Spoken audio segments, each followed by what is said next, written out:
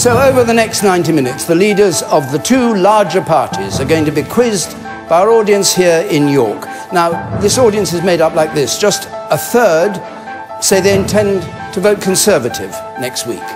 The same number say they're going to vote Labour, and the rest either support other parties or have yet to make up their minds. And as ever, you can comment on all of this from home, either on Twitter, our hashtag is BBCQT, we're also on Facebook as usual, and our text number is 83981. Push the red button on your remote to see what others are saying. And the leaders, this is important, don't know the questions that are going to be put to them tonight. So first, to face our audience, please welcome the leader of the Conservative Party, the Prime Minister, Theresa May.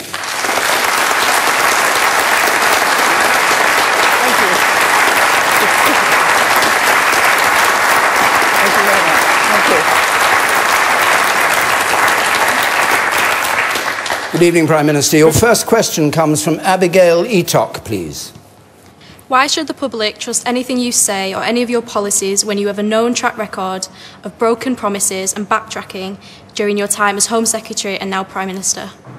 Well, thank you, David, and thank you.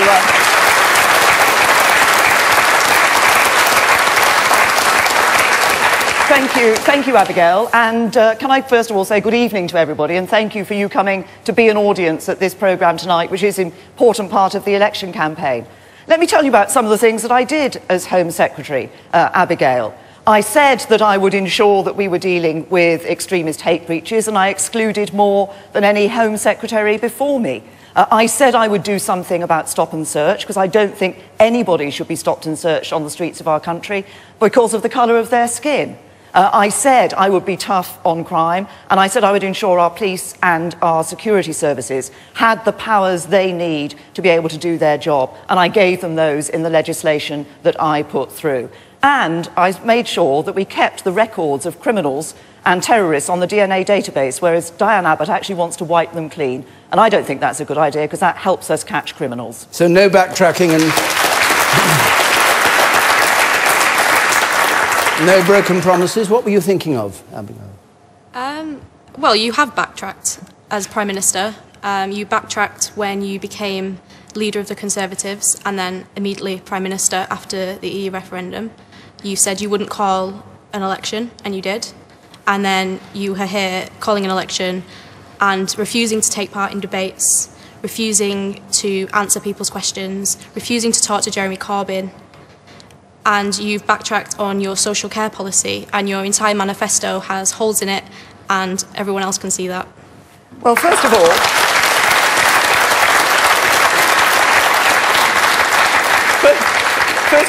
can I just say I'm not refusing to take part in debates, because I'm here answering questions from you, this audience, this evening. And that's what I think is important in an election campaign, is not politicians arguing amongst each other, but actually listening and taking questions from voters.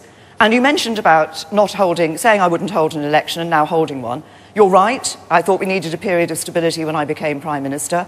But what became clear to me when we went through the Article 50 process to trigger the process of leaving the European Union, to respect the will of the British people, was that other parties wanted to frustrate those Brexit negotiations and wanted to frustrate that will of the people that had been expressed in the referendum vote. And, you know, it would have been easy. I could have said, OK, I'm Prime Minister, there's another couple of years going, why don't I just stay and hang on in the job? But I didn't do that. I've called an election because of Brexit. I was willing to do that because I think this is a really important moment for our country. We've got to get this right. If we get it right, I'm optimistic for the British people, because I believe in the British people, but we need to get it right.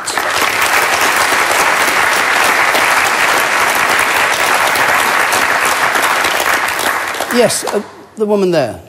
Who is it that contested you? Because Labour have clearly issued a whip to get people to vote for Article 50 being passed. Besides the Lib Dems, who have kind of said that they would like another referendum, I don't understand who it is that has contested your leadership through Brexit. Well, you're right, we got the Article 50 legislation through Parliament. That was important. It's triggered the ability for us to start these negotiations. And those negotiations, by the way, start just 11 days after Election Day next week. So whoever comes in as Prime Minister, whoever comes in as a government has got to be ready to actually get the ball rolling and start those negotiations straight away. But it was clear through the discussions that we had around that time that the other parties did want to frustrate us. And you talk about the Liberal Democrats. I mean, we have a situation at the moment where if Jeremy Corbyn was to get into number 10, he'd be being propped up by the Liberal Democrats and the Scottish Nationalists. You'd have Diane Abbott, who can't add up, sitting around the cabinet table, John McDonnell, who's a Marxist, Nicola Sturgeon, who wants to break our country up, and Tim Farron, who wants to take us back into the EU, the direct opposite of what the British people want.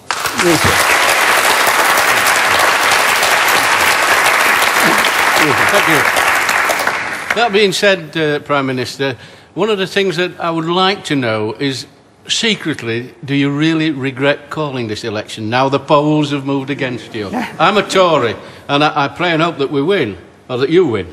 But you must feel a little bit of remorse, no? No, look, I've been in politics quite a long time, and as I've always said at every election, the only poll that matters is the one that takes place on polling day. Yeah, thank you. And I think the British people, when they're voting, everybody's casting your vote, people here and people watching and others, have a very simple choice, and it is about who do you trust to have that leadership to take us to get the best deal for Brexit, a Brexit deal in Europe, and who's got the will and the vision not just to take us through Brexit, not just to get on with the job of delivering Brexit, but to take us beyond and build a better future for this country. Were you surprised, though, that the polls have gone from a lead of 20% when you called the election remorselessly down like that? David, I'm never surprised at things that happen during election campaigns. Well, you thought you were that popular and now you accept you're that popular. I'm never surprised at things that happen during election campaigns, because the only poll I look at is the one that takes place on election day. All right, you, sir. Just face it, you called the election for your own political gains. It's nothing to do with good of the country. It's for your own political gains. No, it's not, sir. Can I just say to you, as I've just said, it would have been the easiest thing in the world for me, having become Prime Minister after the referendum when David Cameron resigned, to say, you know, the next election's not till 2020. This is a good job. I enjoy doing this job. In this job, I do what I believe is the best for Britain. I could have stayed on doing that job for another couple of years and not called an election. Your party called the European referendum for the good of the Conservative Party. You've called a general election for the good of the Conservative Party, and it's going to backfire on you. No, I called a general election because I believe that the British people have a right to vote and to say who they want to see leading them through the Brexit negotiations. And I believe they should have a Prime Minister who has an absolutely resolute determination to respect their will. My party is the only party that is going to respect the will of the British people, get on with the job and deliver a successful Brexit. Okay. We'll come on to Brexit in a moment. One more point from you. I think it's a very different thing to debate a studio audience as in debating the other leaders. And I think there's been a lot of debating through the media. Would it not give a more interesting debate having you say these things face to face to the other leaders and speak that way about the policies rather than through TV and through journalists? Well,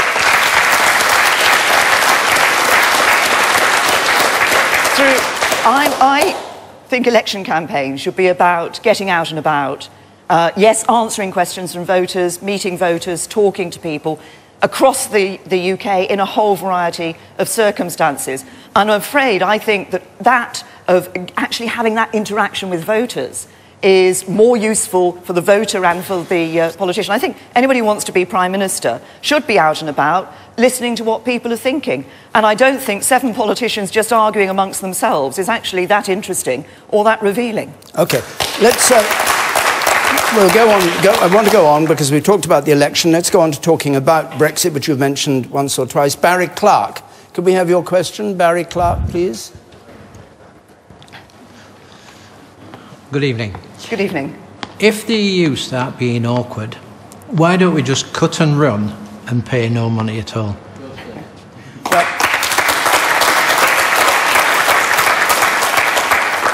I've said that I think no deal would be better than a bad deal. Now, I'm confident we can get a good deal with the right plan for those negotiations, because I think a good deal is in our interests and in the interests of the rest of the EU.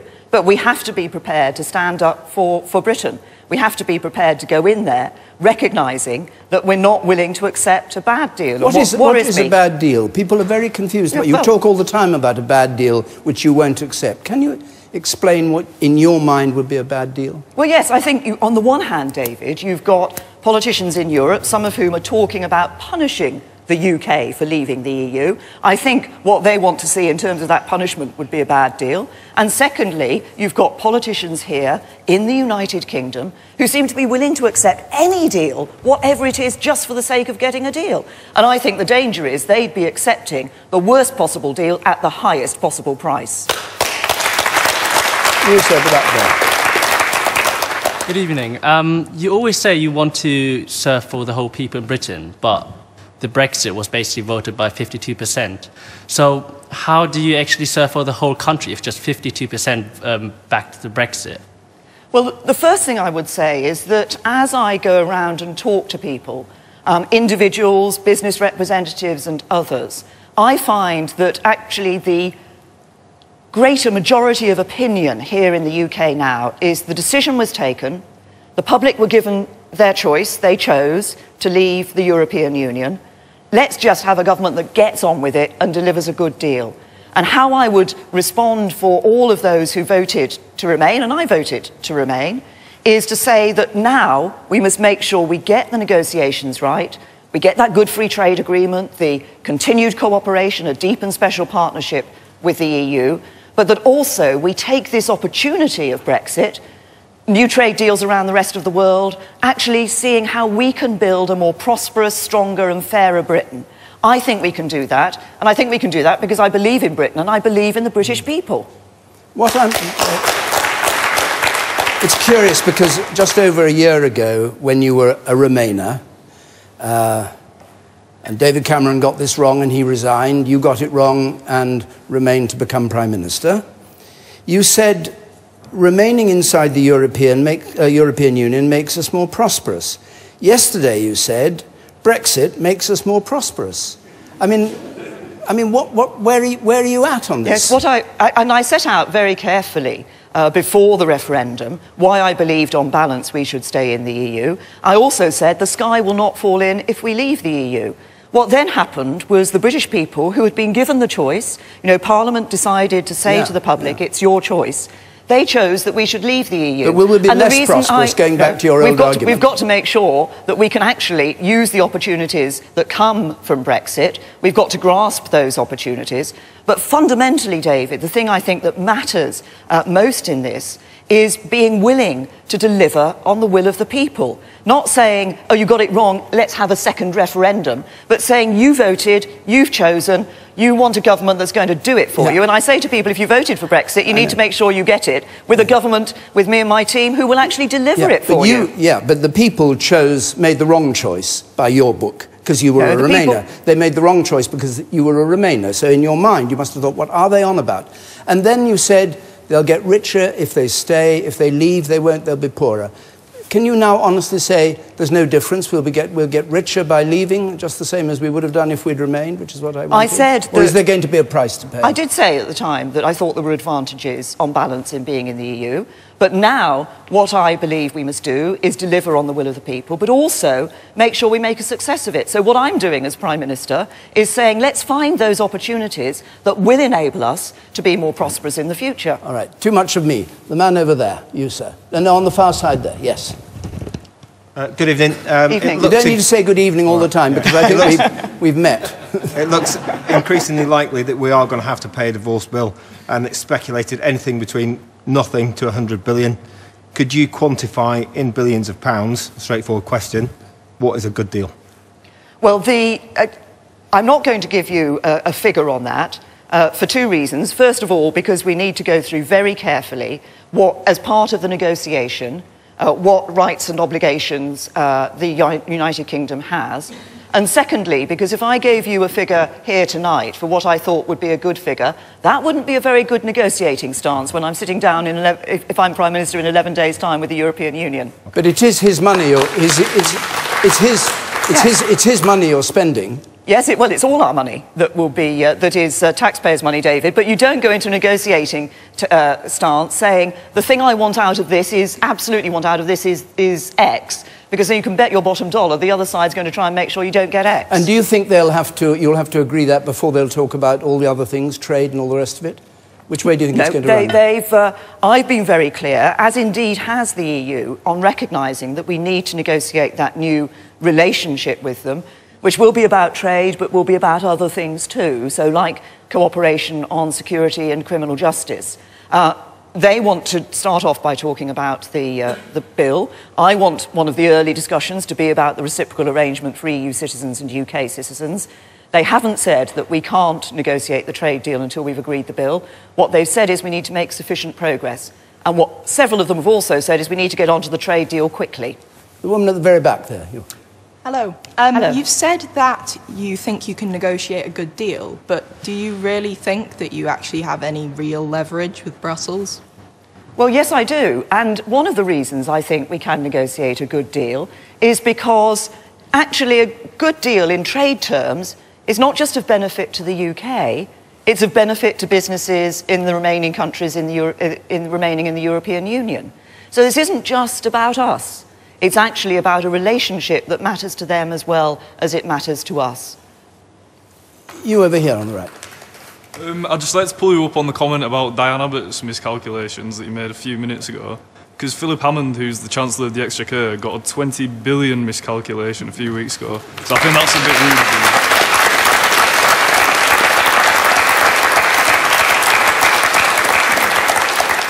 Well, what I will say is this. As I said earlier on, Diane Abbott wants to be Home Secretary, and she wants to wipe the records of criminals and terrorists from the DNA database. That would mean we could catch fewer criminals and fewer terrorists. OK, you, sir, here.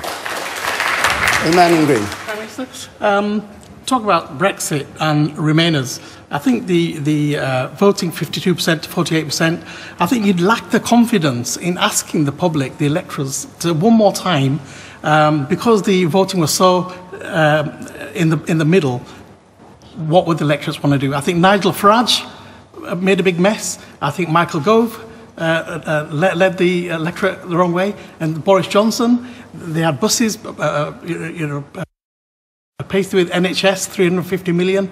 We were all told lies. So even people who voted out, perhaps they should be given the second chance. So you should have the confidence to say, shall we have another vote?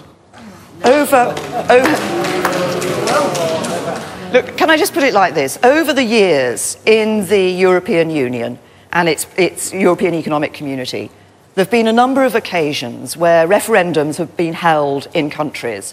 There was one in Ireland, I think France's example as well, where they voted against what the EU was suggesting.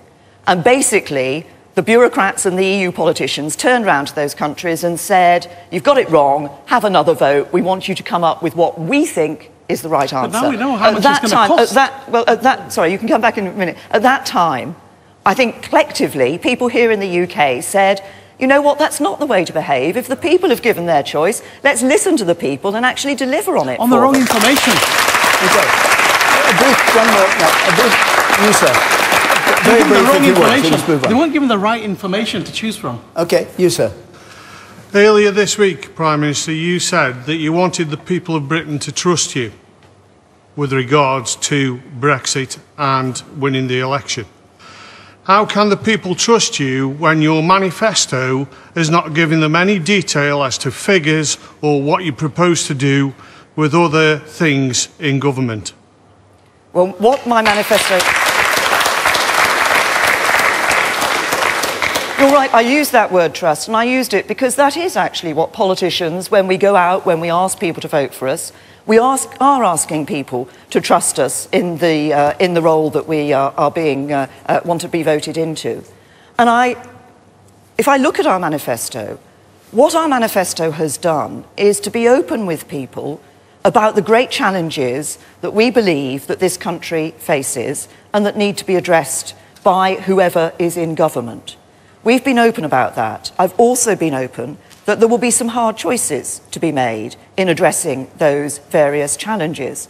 You talk about figures in our manifesto. Of course, we already have budgets that have been set out in the autumn statement as government and in the spring budget, and we've added some figures in various areas like our extra funding on the NHS and schools in the manifesto. But I think it's important that the next government sets out for people the really big issues that are going to have to be addressed by whoever is in government. And those are in our manifesto. The one thing that was missing from your manifesto and seemed to cause a panic in the Conservative Party was the figures on what happens to people who have to fund their care in old age. And we have a question about it from Derek Griffin. Let's just have that. Mr. Griffin. I'm just wondering, with regards to social care, you kind of spend your whole life, obviously, working hard to build up a nest egg and have a nice little pension and savings so you can be comfortable in your later life after you've retired. But if it's all going to be sort of taken away from you again, if your care is needed, then essentially why should you even... And a reminder that your manifesto said... and the £1,000, so we're actually quadrupling that. You were going to have an upper limit. The floor, David. Yes. There's a cap and a floor. Ah, but you didn't mention the cap in the manifesto. Well, let me come on to that in a minute. No, but you didn't mention the manifesto, that's the point. I'll come on to that. When he's talking about the figures not being I'll answer the question I was asked, if I may. Do it your own way. If we look at the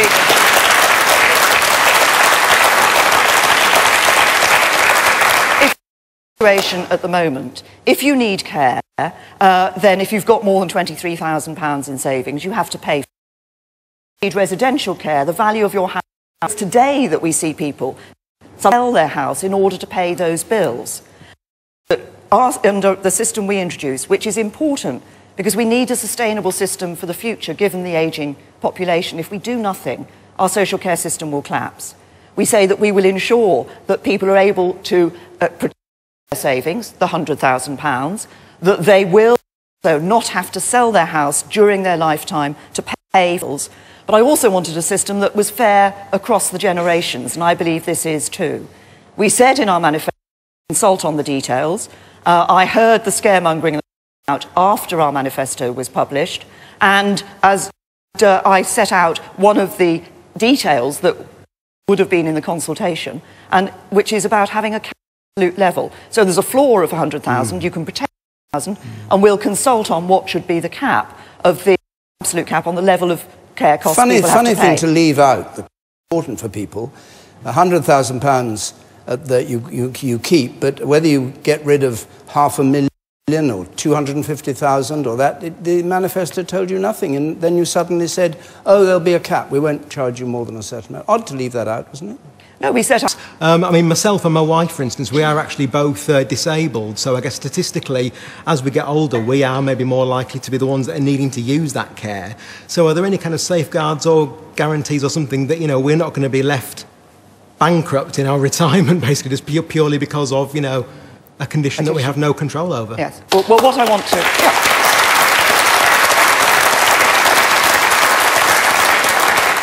What I want to do in relation to the details of the policy, how it actually works, including the level of the cap, is to consult with people, consult with voters, also consult with organisations, charities and others, working with older people so that we ensure that we get that right. And I think that's a fair way to do it rather than just producing a figure now. I think it's important to have that consultation. You, sir. If you can tell us what the floor is now, why can't you tell us the cap? Because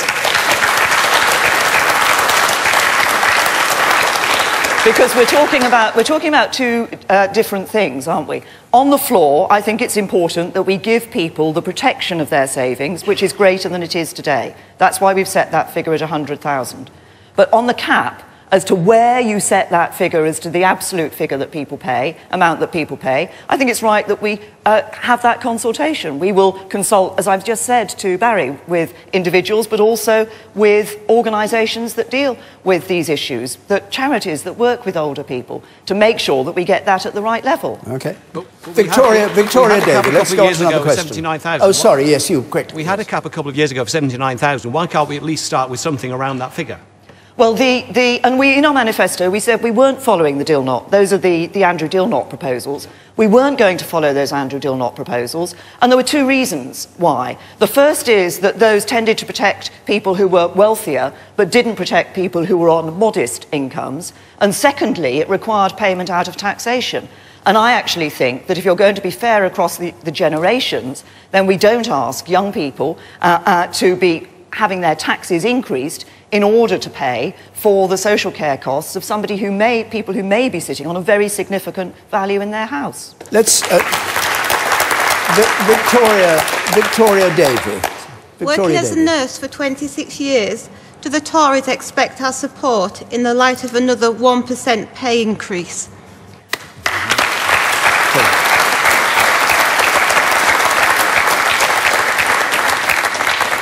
What we're looking at in terms of the National Health Service and ensuring that we can provide the National Health Service in the future is, if we just look at how much money is now being spent on the NHS, in the 5 years to 2020, we will be spending £500 billion on the National Health Service. Now, we're putting more money in at the moment, and we will continue to put more money into the future, into the NHS. But it is important that we recognise, as you will know as a nurse, the demands on the NHS are increasing all the time. We recognise the work that the NHS staff do, but nurses get paid less and less. Nurses get an increase, and obviously there are some other payments as well. We've had a real terms decrease of 14% since 2010. So don't tell us we're getting a pay rise. Let the person sitting next to you say it, the nurse said. I agree with that. My wage slips from 2009 reflect exactly what I'm earning today. So how can that be fair in light of the job that we actually do? And I recognise the job that you do, but we have had to take some hard choices across the public sector in relation to public sector pay restraint. We did that because of the decisions we had to take to bring public spending under control, because it wasn't under control under the last Labour government. And I'm being honest with you in terms of saying that we will put more money into the NHS, but there isn't a magic money tree that we can shake that suddenly provides for everything that people want. You come in on this.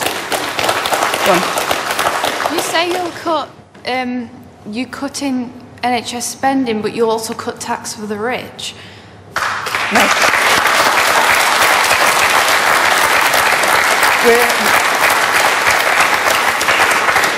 We're not actually cutting NHS spending. We're putting, in fact, record levels of funding overall into the National Health Service, and we will continue to increase the funding for the National Health Service in government. But so we're funding it. Other countries spend way more on their health service than we do, but we're giving it out for free.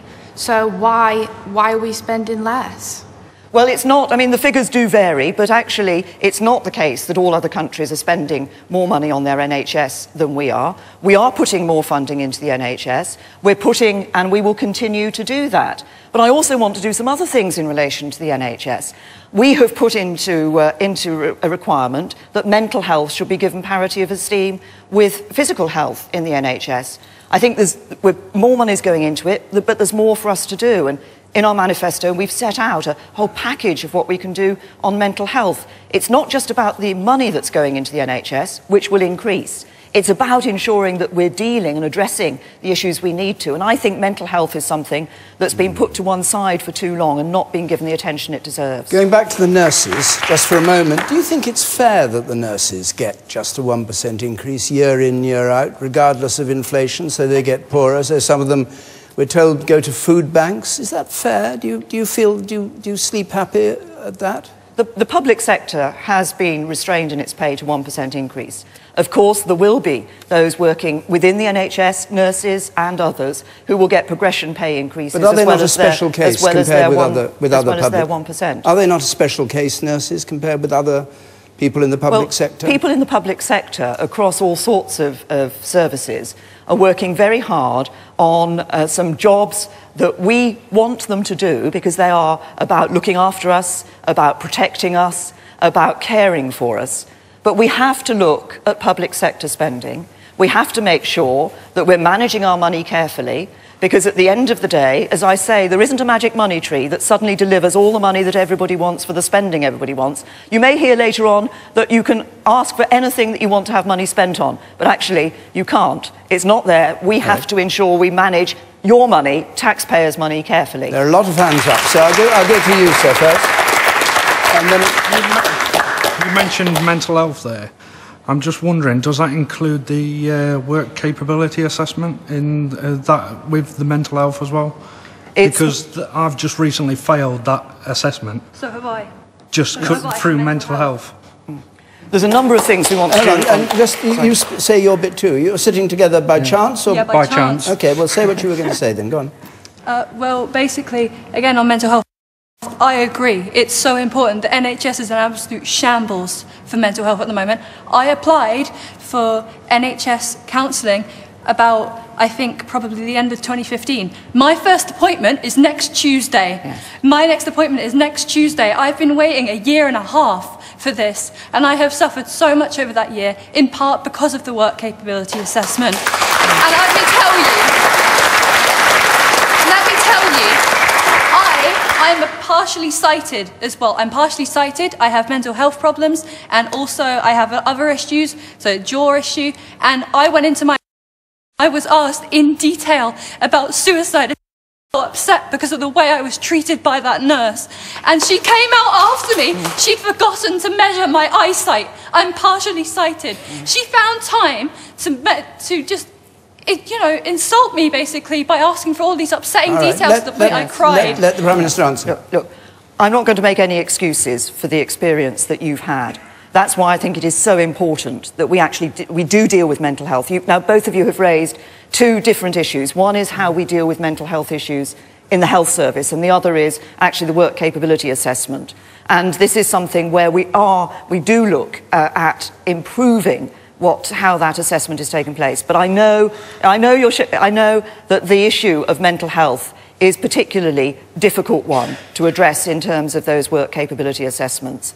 On the National Health Service and the other things we want to do with mental health, I mean, one of the things I want to do is ensure that there is better support in schools, so that we have individual members of staff trained in schools who are able to better identify mental health problems and then know how to address them. And I was talking to a young woman only at the turn of the year who, in school, said nobody'd really known what to be able to do with her because of her mental health problems. And so she'd suffered as a result. If we can give people the support they need at an earlier stage, it's better for everybody. Okay. But as I say, I make no excuses for the experience that you had. I want to... No, all right, the woman in orange there. I'm sorry, we've got to go on because we've only got 10 more minutes with the Prime Minister. Yes. I think it's fair to say that mental health funding is one of your sound bites whenever people ask you about the NHS. But it really concerned me a couple of weeks ago. You were filmed when a lady challenged you about her benefits for learning difficulties. You turned around and gave an answer about mental health funding, and it really concerned me that the Prime Minister and potential future Prime Minister of the UK apparently doesn't understand the difference between a learning disability and a mental health condition. So I just need to comment on that. In fact, when the lady first spoke to me, she talked about learning disabilities and mental health, and she'd actually raised mental health herself. But I recognise that the particular issue that she had was about learning disabilities. But look, both of these are areas where we need to ensure that we've got the ability for people's needs to be identified at as early a stage as possible, and then the support goes in.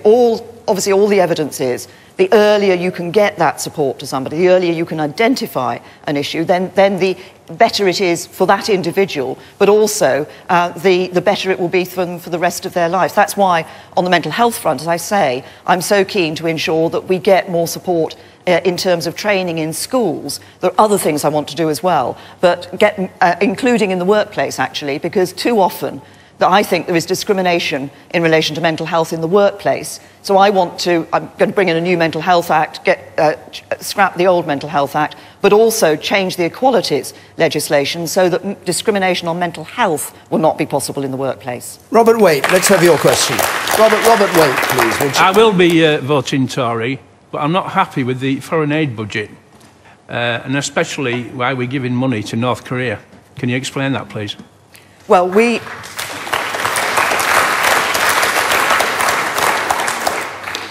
I think the commitment we've given on the foreign aid budget is an important one.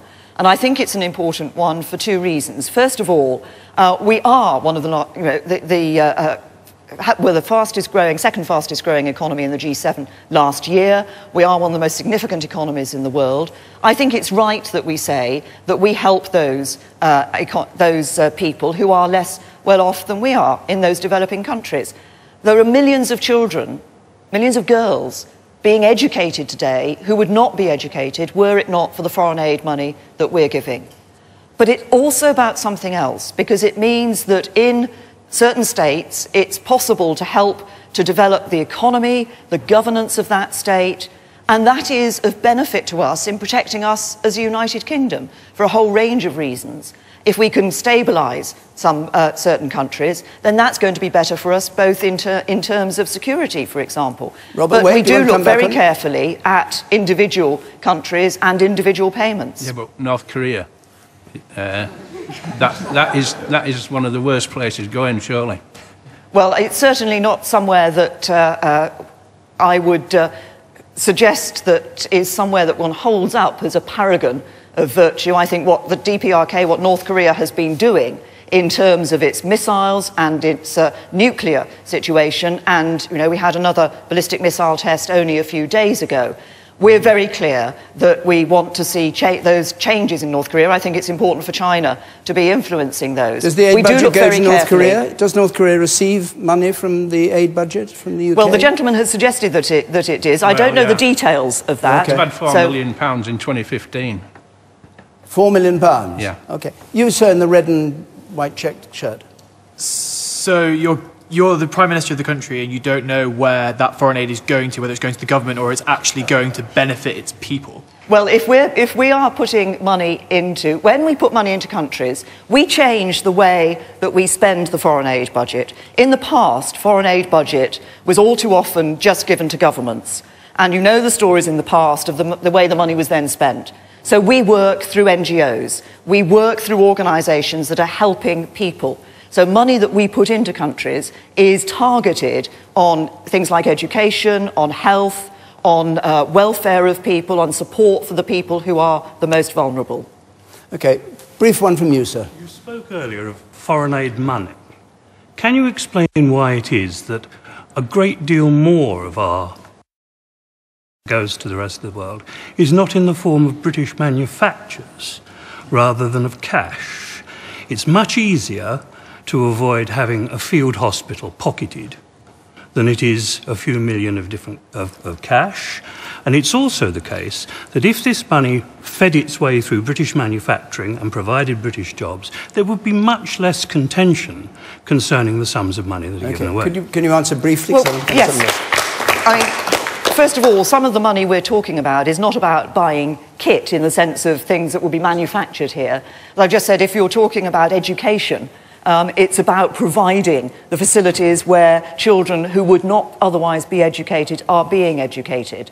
But we do give support to countries in ways other than just the money. So there are some countries where we are, indeed our military are working on things like field hospitals and providing those directly.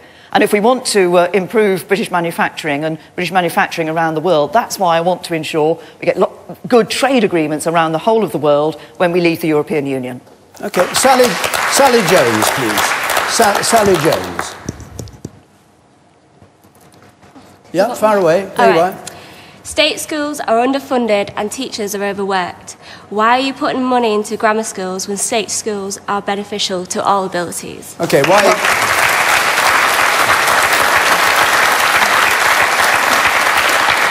Just stick with the grammar schools. Yes. Sally, what we're doing, the grammar schools will be within the state sector. They might be free schools, there might be other types of schools. We want a diversity of education, because education is so important. I want every youngster to get the best possible start in life, and that means every youngster getting the education that is right for them. We are actually putting more money. You said we're putting money into possibility for grammar schools to be set up. Yes, but we're also increasing the overall amount of money that goes into schools and ensuring there's a fairer distribution of that money across the country. But I believe it's important that, if we know that there are good schools out there, at the moment we have a law that says you can't set up any more of these types of schools despite the fact that they're good. I think that's wrong. I think we should allow those new grammar schools to be set up so we ensure every child gets the education that's right for them and the best possible start in life. The one there. Yes. In the school that I work in, by 2020, every single child in that school will receive £898 per year less than under a Labour government in 2020. My question to you is, why do you care less about the children than a Labour government? I don't care less about the children. I don't. Okay. Per child. You're saying the per child, the per pupil spending has fallen. Per annum. By 2020, not the overall figure, but how much you get. £898 Okay, you made the point. Let the Prime Minister There are two things I want to do, because I do care about education. As I've just said in response to Sally, I think it is so important for every youngster to get the best start in life. That's why we will be putting more money overall into the schools. We'll be ensuring the pupil premium is there for those children who are disadvantaged, but we will also ensure that there is a fairer distribution of school funding, because at the moment, as you probably know, there are some schools that get twice the amount of money per pupil than other schools in other parts of the country. I want to see a fairer system of funding, and in doing that, we will make sure that no school sees a budget cut when that fairer funding is introduced. Okay. But getting a good quality education isn't just about the money going into schools.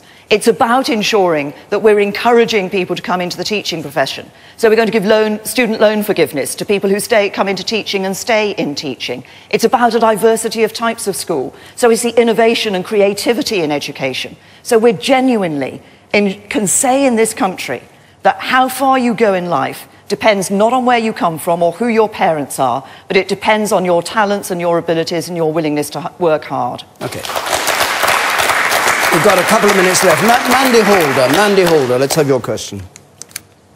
Why haven't you signed a letter to Donald Trump condemning his decision to pull out of the Paris Climate Change Agreement? Something which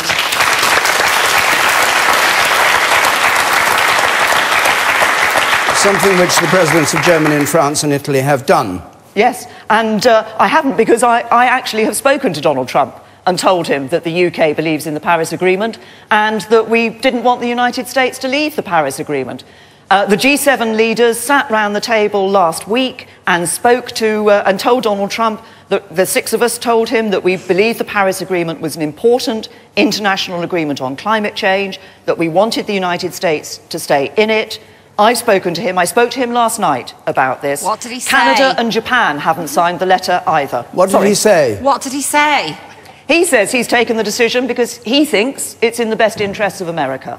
I say that the Paris Agreement actually is important for us globally in terms of dealing with climate change. That's why the UK supported it, and it's why the UK is continuing to support it. You're negotiating our departure from the EU. Wouldn't it have been sensible and prudent to go along with France and Germany and Italy and sign a letter to Donald Trump instead of it being released that you just said you were disappointed by his decision? It's not a question of whether or not we should go along with somebody else, David. We take independent decisions as the UK. I spoke to Donald Trump. I've told him my views from the UK's position last week. I told him last night what our views are. We remain committed to the Paris Agreement. We continue to think it's important for dealing with climate change internationally. Well, that, I'm afraid, ends the first half of this programme. Prime Minister, thank you very much. Thank you very much, David. Thank you. Thank you, everybody. Thank you.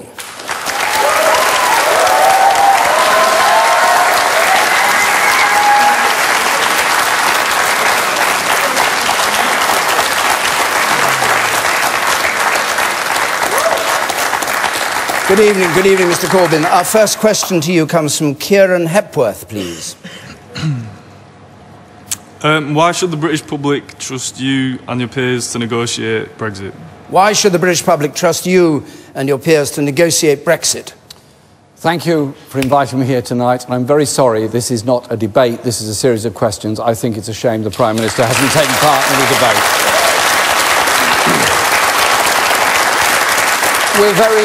We're very clear on Brexit.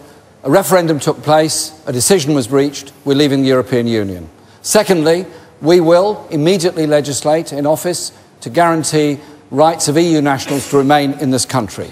Secondly, we will negotiate with the European Union to guarantee trade access to the European markets and protection of the conditions that we've achieved through EU membership, because it's crucial to protect our manufacturing industry. Your point about our negotiating team, we have a great team. We have a great team of very experienced people. Keir Starmer is one of the leading lawyers of this country. I think I can trust Keir Starmer with negotiations more than some other people who are undertaking those negotiations. On Question Time last night, your International Trade Secretary Barry Gardiner said that Britain would absolutely was his word, be poorer after leaving the EU. Do you agree with that? I don't think we necessarily would be poorer. I hope that we will retain, as I said, the trade access, and I hope also that we will have a Labour government that will be investing in a growing economy in this country and challenging the terrible levels of inequality that exist in this country at the same time. You, sir. David Cameron went to the EU and asked for a few concessions. He got nothing because they knew that he would stay in, he would want to stay in the EU. If the EU understands your position that no deal is a bad deal, then you've got no chance. I've made it very clear we accept the results of the referendum, and I think it's important to go from that point. I've made the point also about the need for trade access to the European Union, and there is, of course, an interest in that on both sides of the Channel. Most of our big manufacturing companies have supply chains here and in Europe and vice versa. There is a mutual interest in this. But we're not approaching these negotiations by threatening Europe with setting up some kind of low-tax haven for big corporations in this country. We're instead saying we want to continue that trading relationship outside the European Union, but I think a sensible relationship with them is very important. And I will approach those negotiations to build up a trust which gives us that sensible relationship in the future. What exactly do you think the British people meant who voted to leave, and what do you understand by leave the EU? What does it actually mean to you to leave the EU? What is it that matters in that? Leaving the European Union means we withdraw from the Treaty of Rome, we withdraw from the 1972 decision that was made by the British government at that time to join with the European Union. It means that there is no longer a legislative authority over UK law within the EU or a parliamentary consent for it. It means we have to have an independent and separate relationship with the European Union, and I think we've got 2 years to negotiate it, and I can't wait to get started to make sure that we do retain manufacturing industry and service industry jobs in Britain that are so essential to our economy and our economic growth. I mean, but threatening will not work. Is your aim to remain in the... Is your aim to remain in the single market? Do you think that's possible? Our aim is to have a tariff-free trade access to Europe. I think we should put it in those terms rather than anything else at this stage. OK, you, sir, over there, on the far side. No, the man over there. That's it, because he's spoken already. Thank you. Will you rule out doing a deal with Nicola Sturgeon in the event of a hung parliament, because you will be negotiating, as you would expect, with the EU at that time? We are fighting this election to win, and we're mounting a fantastic campaign in order to get that message across of how different our society and our politics could be. We are contesting all the constituencies. We are not looking to do deals with anybody. We are not forming a coalition government. I want to form a Labour government with a majority to carry out this amazing programme, which can give so much hope and opportunity to so many people. Thank you. That was no deals. The answer I expected, but it wasn't the answer to my question. Well, I thought your question was about deals, and I said no deals. OK, I'm going to go to somebody else. You, sir, there, in the blue shirt. Given the absence of the European Court of Justice, how will you uphold government accountability post-Brexit? On environmental issues, for example, air pollution, we're already breaching limits. The European Court of Justice holds us to account. What will happen when we leave the EU? I want to ensure that the environmental protocols are adopted into UK law. I think it's very important to do. So absolutely crucial for the future of all of us that we have agreements with all of Europe, be they part of the EU or not, on air pollution, on air quality, on sea pollution and protection of our seas and our natural environment, and I'm very determined to achieve that. And since you raised the subject, I utterly deplore Donald Trump's decision to withdraw from the Paris climate change. I would sign a letter with any other leader that would deplore that straight away.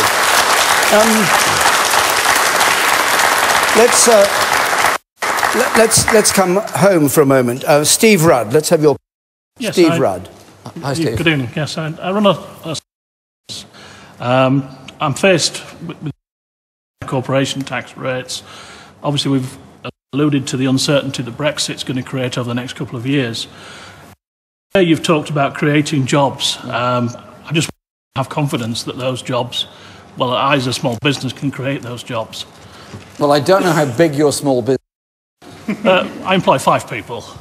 Oh, it's a small business, but it could grow in uncertain times. That's the problem. Absolutely. Just specify again, what are your problems with the proposal? Well, obviously, it's the rising corporation tax, the uncertainty of Brexit, and basically my problem is. Okay. And then obviously we've got issues that, create other issues that further down the line. I'm sure you recognise there are huge problems in the funding of our public services, health, education, and these have to be addressed and dealt with. We have a fully costed manifesto here, and that will cost, yes, and we will raise corporation tax up to 26p by the end of the Parliament, and that will be actually 2% lower than it was in 2010 and will actually be less than the GB average. What it will also do is not raise corporation tax for small and medium businesses by that amount. Some will have no rise whatsoever.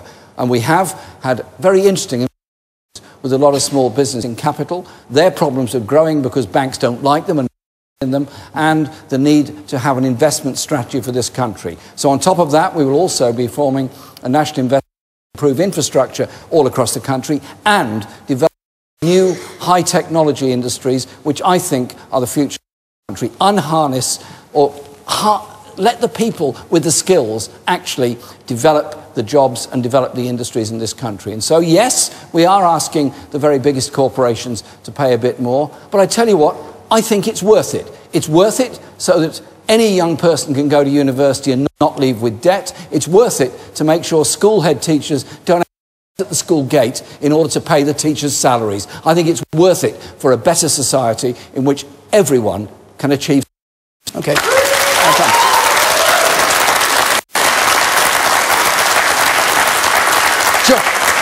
Jack Rise, please. To come back to you, I'm also, well, I'm linked to an accountancy firm, so we obviously deal with larger businesses as potential clients and as existing clients.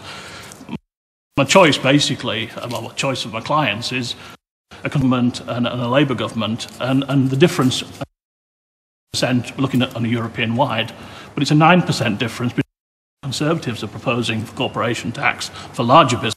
Labour government is proposing. It's a fair question, but I would simply say this. All of your clients, I'm sure, require workers at various times. They require skilled workers at various times. If we, as a society, don't look at the problems throughout our school and education system and invest in it properly, where are the skilled workers going to come from tomorrow? Where are going to be the consumers of tomorrow? I think it's time that we looked at inequality in our society and used our public investment in order to improve services and give real chances to everybody. Poverty is a waste. People who can't get the education they want and the qualifications they want, we all lose. It's a question of whether the community gets together to support everybody, or we just let the rich get richer and the rest suffer. What's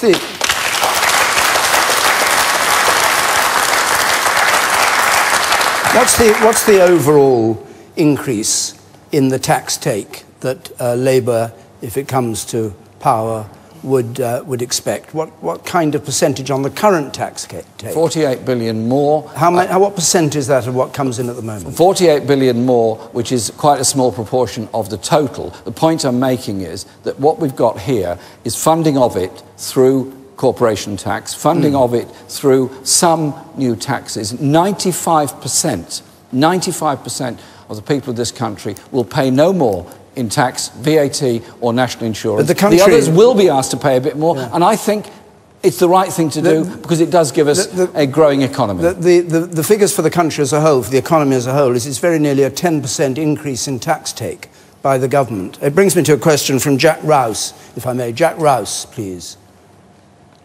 Where is Jack Rouse? Yes, speak away, speak away. Hi, Jack. Is Labour's manifesto a realistic wish list, or is it just a letter to Santa Claus?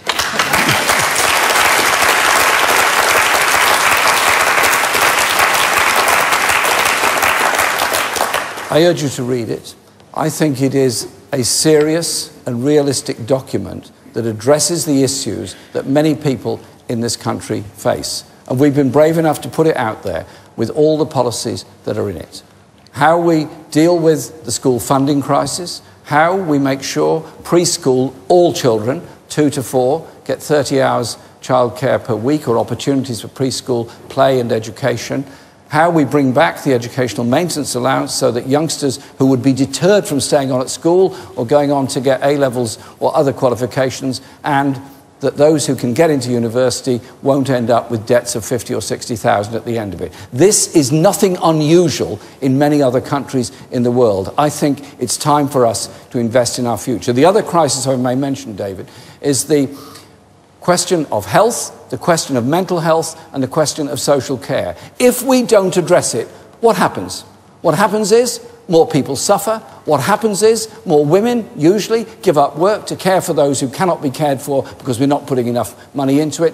And those with a mental health crisis suffer alone and don't get the help and support that they want. We have to respect the needs of people and, frankly, challenge all of us to say, if we want to live in a society that genuinely cares for all, we've got to be prepared to deal with issues of inequality and pay for it. And I'm prepared to do that. Okay. It's a question of funding it. And I'm thinking of last time Labour were in government, they left a note at the Chancellor's office saying, we've no money left. What I would say is, for the past 7 years of austerity, that austerity has hit public sector workers with a 1% cap. It has hit all our schools and public services. It has caused a housing crisis. And you know what? The very richest in our society have got richer. There's been more and more tax giveaways at the top end and more charges at the other end. It's time to rebalance it. Our manifesto is a serious, well thought out document that I believe is getting a lot of support, and people are very excited by the idea of how we could do things differently. The woman here in the third row.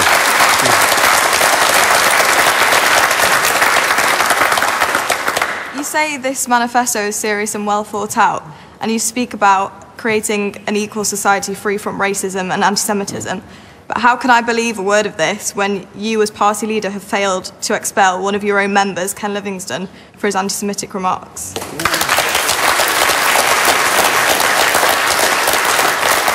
There is no place for anti-Semitism anywhere in our society, and certainly not in our party.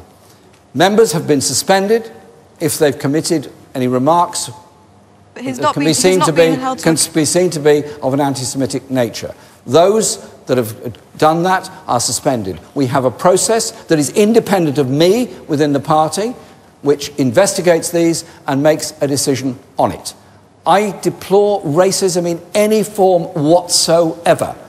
The way in which the Jewish people have suffered down the centuries, the Holocaust and all that went with it, was the most appalling stain in the history of mankind. And I believe we have to fight racism in any form with every fibre of our being. A society that cannot challenge racism is a society that is heading for division. I will not tolerate it in our party or anywhere else. You want to come back on that? If it's something that's so important to you, how are you sufficed with only suspending him for a short period of time? How is it not enough to expel him permanently? He has been suspended, and further investigations may or may not happen after the election, but he is suspended from membership. But he's suspended so that the investigation can take place. All right, the woman there on the gangway, you. Yes, you. Oh, I heard you recently commented that black and ethnic minorities' potential has been, like, locked under Conservatives, and you plan to kind of free up and unlock it. So I just want some clarification as to how exactly you plan to do it. Sorry, I didn't fully hear the question. There was a camera right in front of you at the time.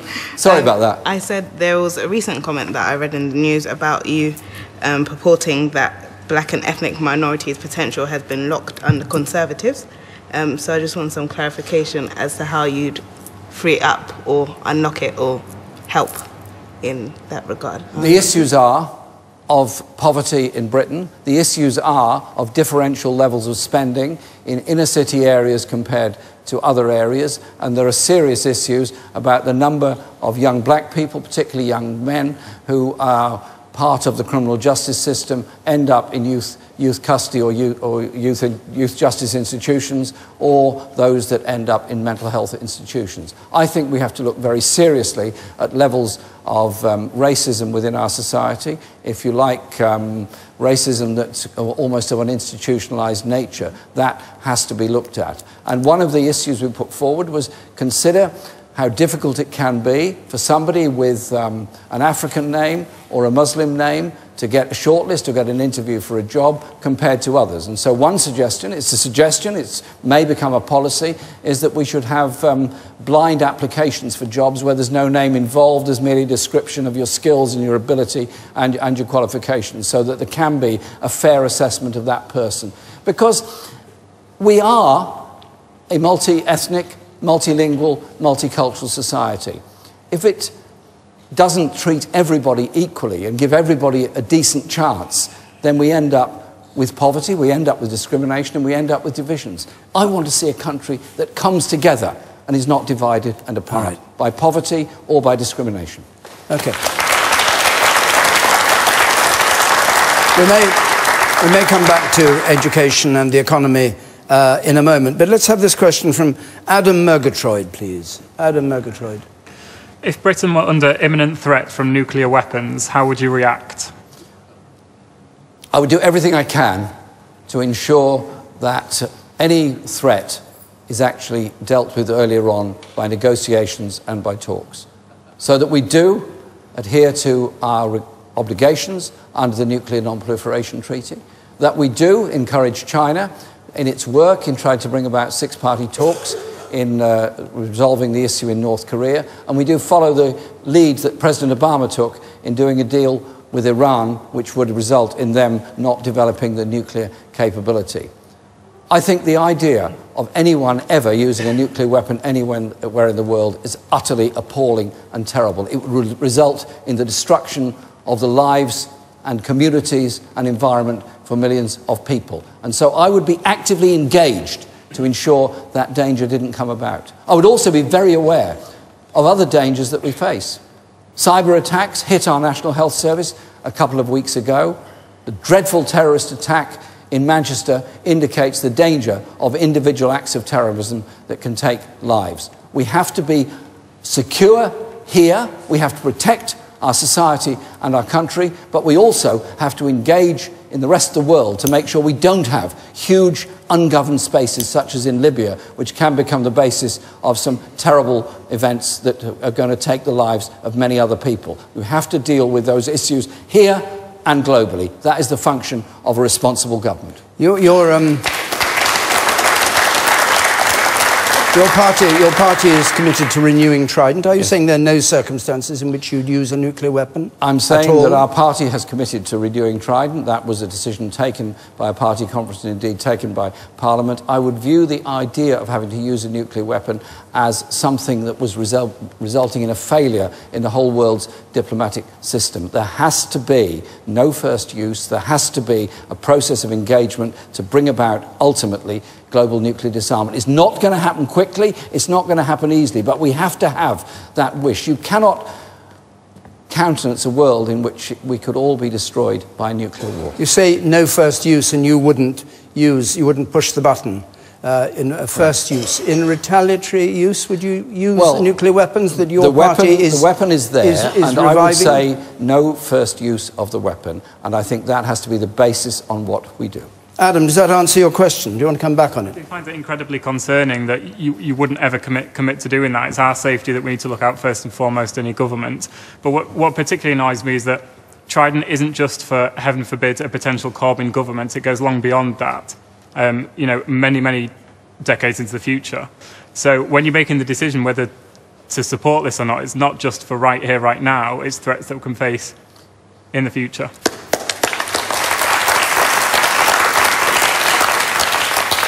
Fair point, but we have to do everything we can, obviously to protect ourselves, but the best protection is having good and reasonable relationships with the rest of the world so we don't descend into a mentality where there are military blocs threatening each other. And I'm utterly determined to do everything I can to bring about a more peaceful world. I've spent a lot of my life with UN and other organisations trying to bring about principle of no first use, principles of disarmament, and principles of bringing about peace around the world. That surely is something we can all work for. I think we have to recognise that there is deep inequality and injustice in the world, but the threats are, as I said, cybersecurity and terrorism. The other threats are actually of environmental disaster around the world and large numbers of people fleeing from environmental disaster, in effect, environmental refugees, which is why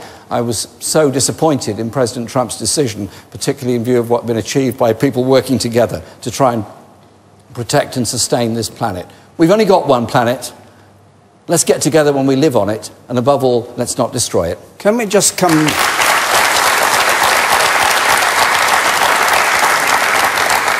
Can we just come back to the nuclear issue? You are Prime Minister. You've said you would have no first use. You wouldn't countenance Britain's nuclear deterrent, which your party is restoring, rebuilding, maintaining. You wouldn't have a first use. And it raises the question, he said, under direct attack, would you use it in retaliation? As Prime Minister, you're speaking to the country about what you would do with the most expensive defence weapon that we have. Are you saying you would never use it under any circumstance? People tell me the most effective use of it is not to use it because it's there. Sorry, you're dodging the question, aren't you? I'm saying, are you saying there are no circumstances under which you'd use it? Any circumstances where anyone's prepared to use a nuclear weapon is disastrous for the whole planet. That is why there has to be a policy of disarmament and globally, but through a multilateral policy, not a unilateral policy. But that's the ideal. But what about the reality, where you are faced with the prospect that you may have to use it? I'm just asking for a simple answer. The reality is that we have to, obviously, try to protect ourselves. We would not use it as first use, and if we did use it, millions are going to die. You have to think this thing through. I'll decide on the circumstances at the time. All right, no, you said that you would you use it as second use? Or would you allow North Korea or some idiot in Iran to bomb us and then say, oh, we better start talking? You'd be too late. No, of course not. You're going to have to do it first, mate. No, of course not. Of course I would not do that. You would allow them to do it? Of course not. Because that is why I made the point a short time ago about the need for President Obama's agreement with Iran to be upheld. It's quite important, actually, and also to promote disarmament in Korea. That is difficult, I appreciate, but... Impossible. Well... It's impossible. All right, Ask the Chinese what they're trying to do. You up there. Yeah, you're asking a massive wish when you've got one of the biggest arsenals by your side. I'd rather have it and not use it than not have it at all, especially in today's day and age.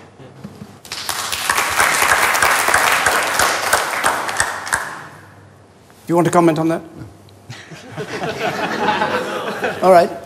Anybody? The woman there. Yes. Let's just stick with this, then we'll move on. Yes. I actually have a question regarding human rights, but all right. Use your question. Just before, I don't understand why everyone in this room seems so keen on killing millions of people with a nuclear bomb.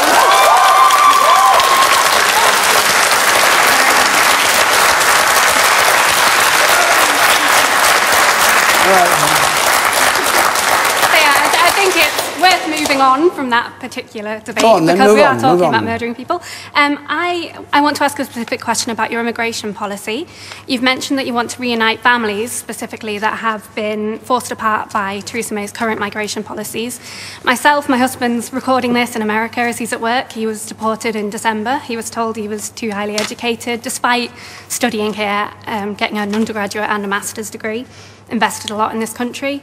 I want to know whether you would consider reducing the financial threshold for family migration to be further in line with the national minimum wage or living wage. Yes. Has addressed this issue. It is very painful, some of the decisions that are made where the, frankly, arbitrary level of income is chosen. Couples are split apart, families are split apart, and people like the person you're talking about have invested a huge amount of time and energy into this country are then removed from this country. Who loses? We all lose. The family loses, the children lose, we lose as a society. And we will change those immigration laws so that there can be proper family reunion. I think that has to be the right and sensible thing to do. Are you in favour of reducing immigration overall into this country? What I think will happen is this, that we have managed migration from outside Europe, which is based on family reunion and skill needs or investment. We have at the moment free movement from within the European Union. That ends when we leave the European Union. So we'll then have to be managed migration from Europe. We have to also recognise that those who have migrated to this country have made a massive contribution to our society. The health of all of us depends on the work that's done by many people that have made their homes here.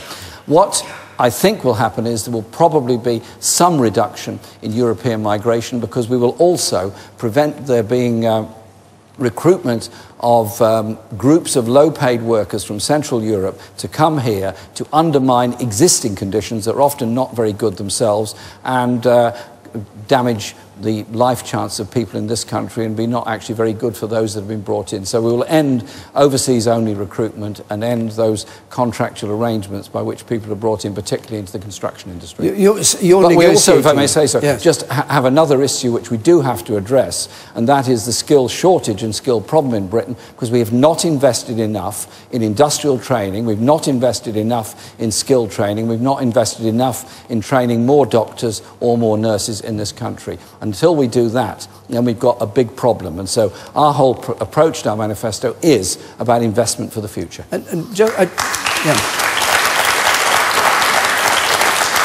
thinking of what your Brexit Secretary, or Shadow Brexit Secretary, I should say, Keir Starmer said, which is there has been a huge amount of immigration over the last 10 years. People are understandably concerned about it. I think it should be reduced. When people voted Brexit, do you think immigration was at the forefront of their minds? I think it was a big factor in it. I don't think it was the only factor, but it was a big factor. There is also an issue that communities and local government are often not sufficiently funded to deal with groups of people coming in, and so we would restore what Gordon Brown had in 2009, which was the Migrant Impact Fund. One or two more people. I'll come to you and then we'll go on to another question. Can we get a microphone to you? Yes, go on, far away. Mr. Corbyn, we've talked about nuclear weapons before, but one thing that worries me more at the moment, as somebody who's grown up in a family business, is the changes in the minimum wage. I read your manifesto yesterday, and you are planning on increasing the minimum wage to £10. Now, the current plan for the national living wage forecasts say that up to 60,000 people could lose their jobs because of those increases in wages. So, firstly, how many jobs, what statistic have you been given by your economists or whoever works for you as to how many jobs will be lost if it goes up to £10 an hour? And secondly, how will you help that 3 million micro businesses in the United Kingdom who employ many people on the minimum wage and already struggle to do that? Fair point and fair question.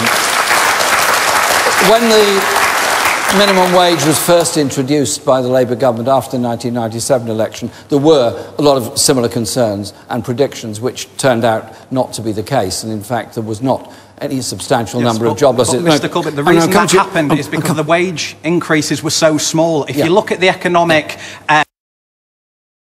increases were so small, all the commentators said that. This is a massive wage change. There is such a bigger losses than what was brought in 99.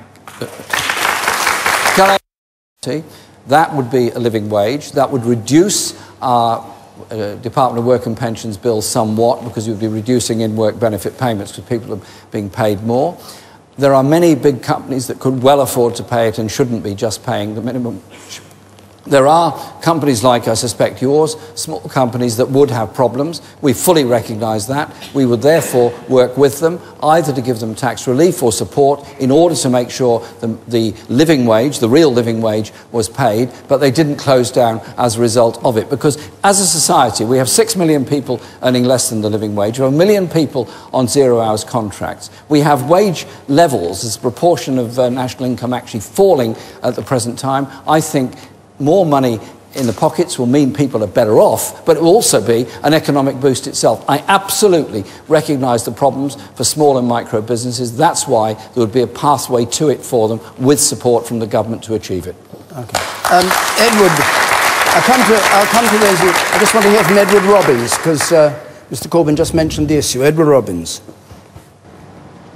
Where is Edward Robbins? Put your hand up. Where are you? There. Yes, good. Yeah, 0 hours contracts provide an easy way for students like myself to get casual, flexible work. How will scrapping these contracts affect us? Labour policy to scrap 0 hours contract. First of all, 0 hours contracts for many people mean a lifetime of stress and a lifetime of great difficulty. Imagine what it's like if it's your sole source of income is a 0 hours contract job. You wake up in the morning, you look at your mobile phone and see if your employer wants you that day or not, that week or not. You don't know what your income's going to be. Now, I do understand the point about students and others. Some companies, some employers say, OK, we need people in a bar, in a shop, in a packaging place, those kind of enterprises. We will pay you X number of hours per week on a flexible basis so that you will have an average pay of, say, 10 hours per week. That means those people are loyal to the company, those people know what their income is going to be, and that seems to me a much fairer way of doing it, so you then have some security of what's going on. And there are some employers that do that in towns with a large student population, with students, and it works quite well. What's your reaction? Well, I'm not going to stop you working, it's okay. Well, yeah, I was talking about more coming from us having the option for students and us to go to employers and say, we want to work this time, and not just getting told you're working this many hours this working week. When you choose, yes. Really. Yeah, well, yeah, the so-called gig economy, like riding for delivery services. Yes, I think the agreement should be that you come to a discussion with the employer. I can work for 3 hours on a Monday, 6 hours on a Thursday, 2 hours at a weekend, something like that. And that's my work pattern. It's not simple to manage for any employer. I fully understand that. But it does give the security to the individual. It also gives the employer a wide range of workers that are working and will be loyal to that employer. All right, you said at the back there. Why have you never regarded the IRA as terrorists?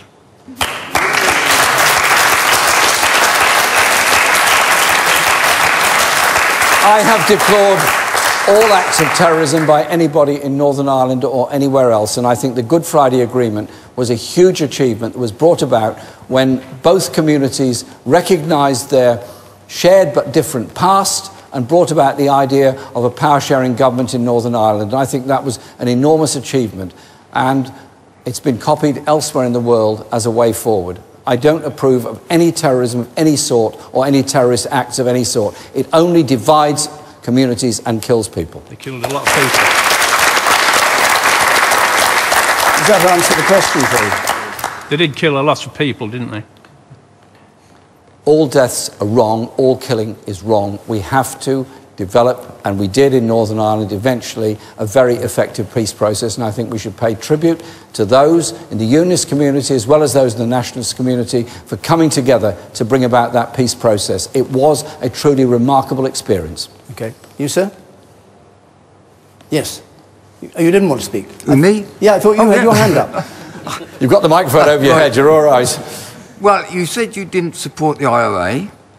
You've also supported Hamas and other terrorist organisations. How do you expect the British people to vote for you to go into number 10 when you sat there and supported them? We've seen you.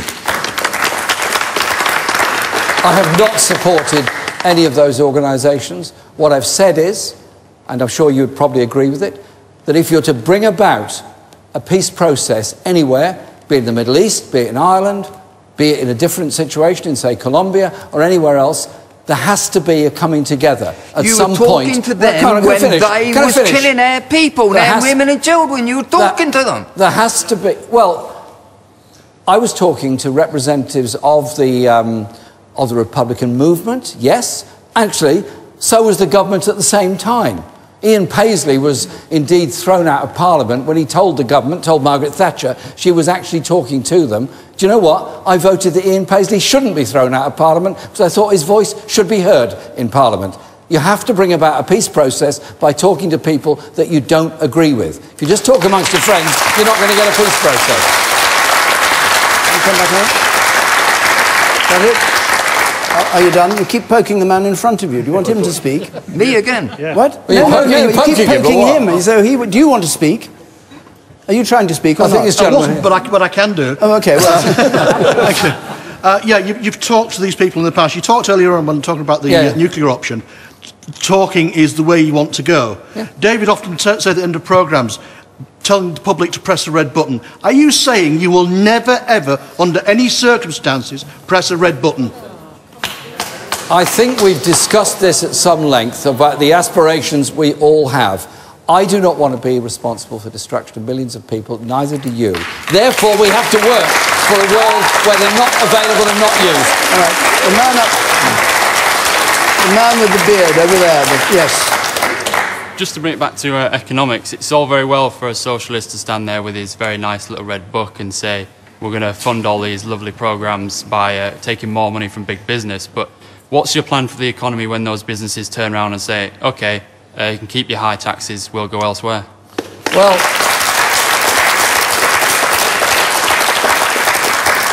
you look at the businesses we're talking about are actually doing very well.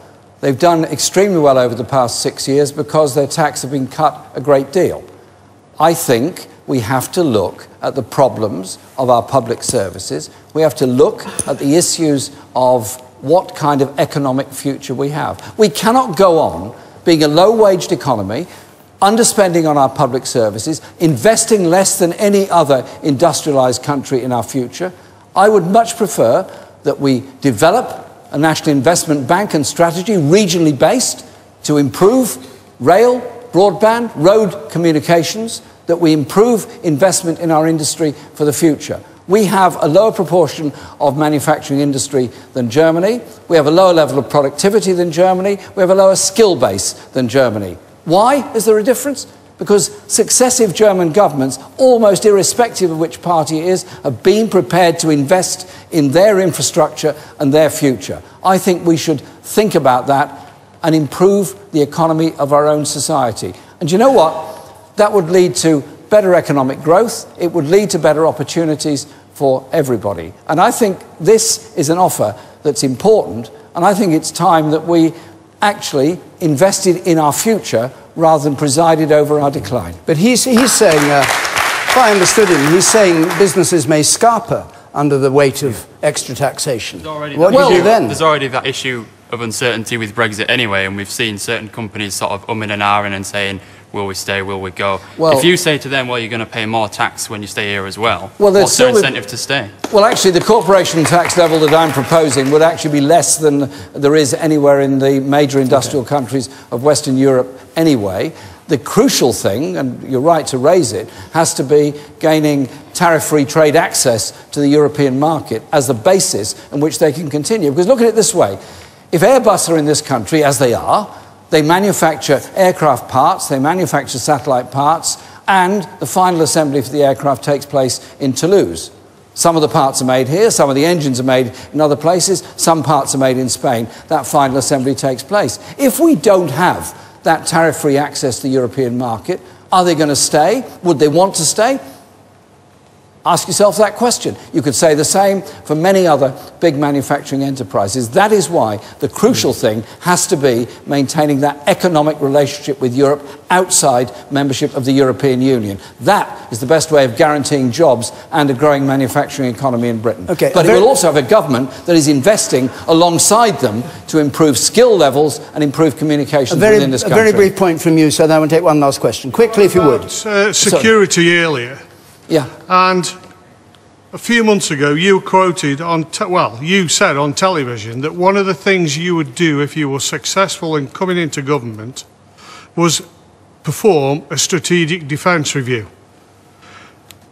Now, you have to be quick if you would, they've just gone through a strategic defence review. Why do we need another one? Okay. Every government that comes into office does a strategic defence review. There are serious issues about the shortage of ships in the Navy. There are serious issues about supplies of frigates. There are serious issues about maritime surveillance aircraft that are not available, that have to be addressed. There's a crucial issue of cyber security and cyber attacks that are taking place on us. And there's a crucial issue about terrorist attacks. And I don't believe you make a society safer by getting rid of 20,000 police officers, as this government has done since 2010. Right. Hannah Lindsay. Hannah Lindsay, please. Hannah Lindsay, very quickly though, Hannah, if you would. Is it right to scrap university tuition fees as such an immediate priority when there is so much else that needs doing in quality for so many people in Britain? And just to say, it's 11 billion it's going to cost, a quarter of your entire spending. Why university fees? I think we should invest in education for the future, and I do think that abolishing university tuition fees means that any young person has then got the chance to go to university if they can get in. If you look at the process of applications at the moment, number of class students is dropping, number coming from poorer communities is dropping. We want to see real access for everybody. I think that's a right. It would not be unusual in many other parts of the world. Listen, as a young person, basically, I had the offer of free education. I didn't take it up. That was my choice, and I'm not complaining about it. I don't think it's up to me and my generation to pull up the ladder on the generations that are coming behind. Okay, but I want to see an education that really does work for all, so that everyone can develop to their full potential, irrespective of their background and the life chances they were given Mr. at Corbyn, birth. I'm sorry, we have to stop you there. Thank you very much indeed. Well, I've got so much. Time's up. So that brings us to the end of this edition of Question Time. Thank you to York to put questions to the two party leaders. We are going to, for our second leaders programme, Nicholas